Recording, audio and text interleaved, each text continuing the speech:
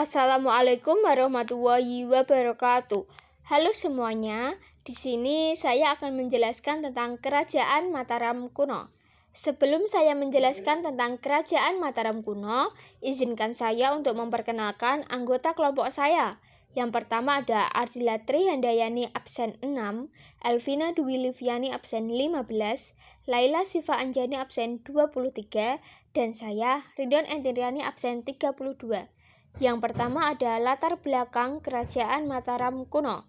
Berdasarkan keterangan pada Prasasti Canggal yang ditemukan di Desa Canggal, sebelah barat Magelang, diketahui secara jelas kehidupan politik di Mataram kuno. Prasasti Canggal diperkirakan dibuat pada tahun 732 Masehi, ditulis dengan huruf Pallawa dengan menggunakan bahasa Sanskerta.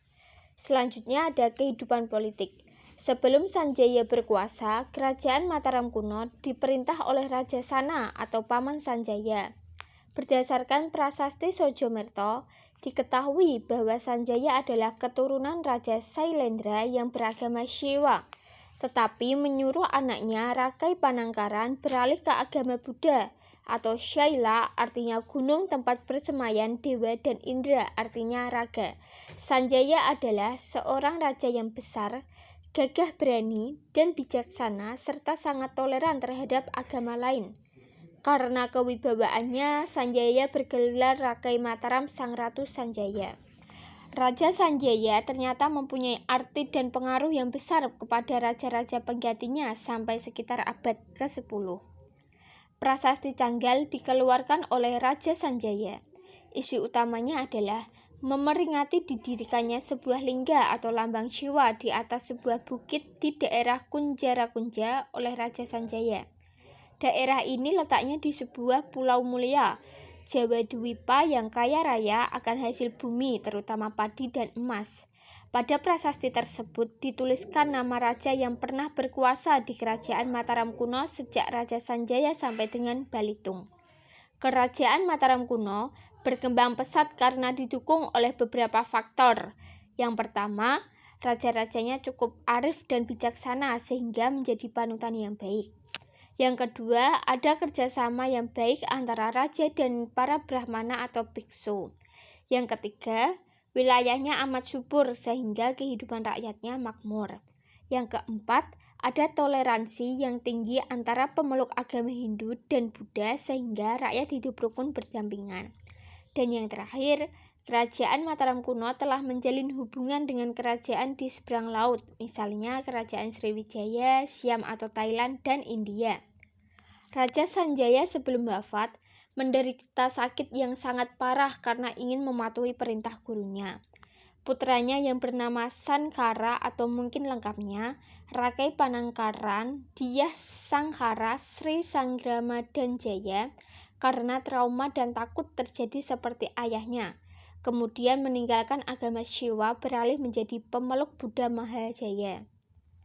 Pada tahun 778 Masehi, Raja Panangkaran atau Maharaja Tejah Purnapana Mustika membangun bangunan suci atau candi untuk Dewi Tara dan sebuah biara untuk para pendeta.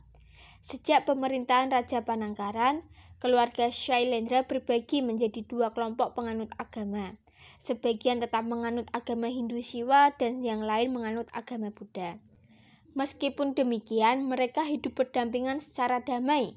Raja-raja penganut agama Buddha keturunan Shailendra yang pernah memerintah di Jawa Tengah yaitu Raja Banu, Raja Wisnu atau Sri Dharmatungga, Raja Ludra atau Sri Sangramadananjaya, Raja Samaratungga, dan Raja Pramodawardhani.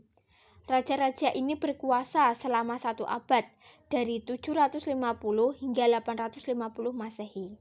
Saat itu menjadi masa yang cemerlang atau zaman keemasan bagi Mataram kuno atau Buddha.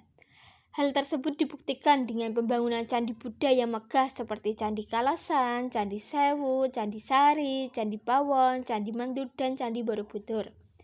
Guna mempertahankan wilayah kekuasaannya, Kerajaan Mataram kuno menjalin hubungan dengan kerajaan tetangga, misalnya Kerajaan Sriwijaya, Siam, dan India. Selain itu, Kerajaan Mataram kuno juga menggunakan sistem perkawinan politik. Raja-raja Mataram kuno beragama Hindu mula-mula berkuasa di Jawa Tengah bagian utara, terutama di sekitar Pegunungan Dieng. Kekuasaannya pun bertambah luas, meliputi seluruh Jawa Tengah dan Jawa Timur. Rakai Pikatan segera memulai pembangunan candi Hindu yang lebih besar dan indah, yaitu Candi Prambanan atau Candi Roro Jonggrang. Di desa Prambanan, ketika Rakai Pikatan wafat, pembangunan kompleks Candi Prambanan belum selesai. Pekerjaan diteruskan para penggantinya dan baru selesai pada pemerintahan Raja Daksa sekitar tahun 915. Candi Hindu lainnya adalah Candi Sambisari, Candi Ratu Baka, dan Candi Ijo, dan Candi Barong. Pengganti Rakai Pikatan adalah Rakai Kayuwangi yang banyak menghadapi persoalan rumit sehingga timbullah benih perpecahan di antara keluarga kerajaan. Zaman keemasan Mataram kuno mulai memudar. Setelah Rakai Kayuwangi mangkat, perang saudara pun tidak dapat terelakkan. Menurut Prasasti Munggu Antan, pengganti Rakai Kayuwangi adalah Rakai Gurunwangi tahun 886 dan Rakai Lemusdiah Dawendra tahun 890. Akan tetapi, berdasarkan Prasasti Kedu, pengganti Rakai Kayuwangi adalah Rakai Watuhumalang yang berputra Diah Balitung. Ada prasasti yang menyebutkan bahwa Raja Balitung pernah menyerang Banten atau Bali. Prasasti yang penting adalah Prasasti Mauti Asih atau Kedu yang berisi silsilah raja-raja Mataram kuno dari Sanjaya sampai dengan Diah Balitung pada masa pemerintahan Raja Balitung. Dikenal 3 jabatan penting, yaitu Rakrian Ihihau atau pejabat tinggi sesudah raja, Rakrian Ihalu, dan Rakrian Isirikan. Ketiganya merupakan Tritunggal. Pengganti Balitung adalah Daksa dengan gelar Sri Maharaja Sri Daksotama Bahubarjra Pratipak Sanjaya. Sebelumnya, ia menjabat Rakrian Ihino. Ia memerintah dari tahun 913 sampai dengan 919. Pada masa pemerintahan Raja Daksa, inilah Candi Prambanan berhasil diselesaikan. Pada tahun 919, Daksa digantikan oleh Tulodong yang bergelar Sri Maharaja Rakai Layang Diah Tulodong Sri Sajanasan Mataranuraga Tunggadewa. Pengganti Tulodong ialah Wawa. Ia naik takhta pada tahun 924 dengan gelar Sri Maharaja Rakai Pangkaja Diah Wawa Sri Wajaya Lokana Motungga. Sri Baginda dibantu Empu Sindok Sri Isamawikrama yang berkedudukan sebagai Mahamantri Ihino. Yang kedua ada kehidupan sosial.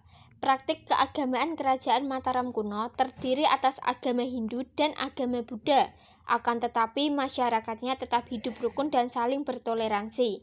Sikap tersebut dibuktikan ketika mereka bergotong royong dalam membantu Candi Borobudur. Keteraturan kehidupan sosial di kerajaan Mataram kuno juga dibuktikan adanya kepatuhan hukum pada semua pihak. Peraturan hukum yang dibuat oleh penduduk desa ternyata juga dihormati dan dijalankan oleh para pegawai istana.